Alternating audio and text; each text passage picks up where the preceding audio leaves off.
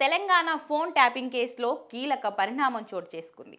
ఈ కేసులో ప్రధాన నిందితుడు మాజీ SIB chief Prabhakar Rao America నుండి హైదరాబాద్ చేరుకున్నారు.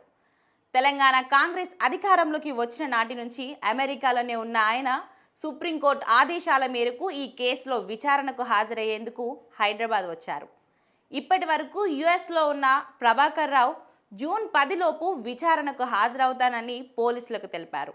దీంతో ఆదివారం ఎమిరేట్స్ ఫ్లైట్లో దుబాయ్ మీదుగా హైదరాబాద్ చేరుకున్నాడు. ప్రభాకర్ రావుపై లుకౌట్ నోటీసులు ఉండడంతో శంషాబాద్ ఎయిర్పోర్ట్లో ఇమిగ్రేషన్ ప్రక్రియ జరిగింది. ఇమిగ్రేషన్ అధికారులకు విచారణ అధికారి సమాచారం ఇవ్వగా క్లియరెన్స్ వచ్చిన తర్వాతే ప్రాసెస్ మొదలుపెట్టారు. జూబ్లీహిల్స్లోని సిట్ ముందు ప్రభాకర్ రావు హాజరు కానున్నారు.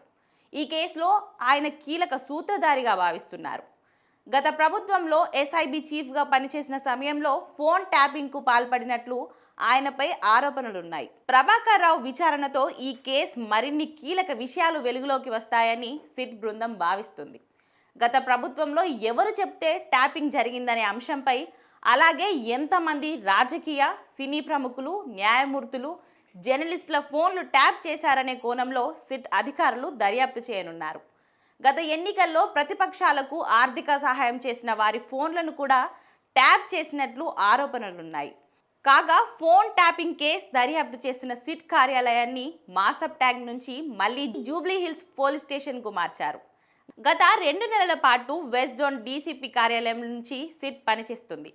ప్రభాకర్ రావు విచారణకు హాజరవుతున్న నేపథ్యంలో ఈ కార్యాలయ మార్పు ప్రాధాన్యత సంతరించుకుంది. అయితే విచారణ తర్వాత ఏం జరుగుతుందనేది ఆసక్తిగా మారింది. ఇప్పటికే ఈ కేసులో పలువురు పోలీసు ఉన్నతాధికారులు అరెస్ట్ అయి రిమాండ్లో ఉన్నారు. ఈ నేపథ్యంలో ప్రభాకర్ రావు విచారణ ఉత్కంఠ రేపుతుంది.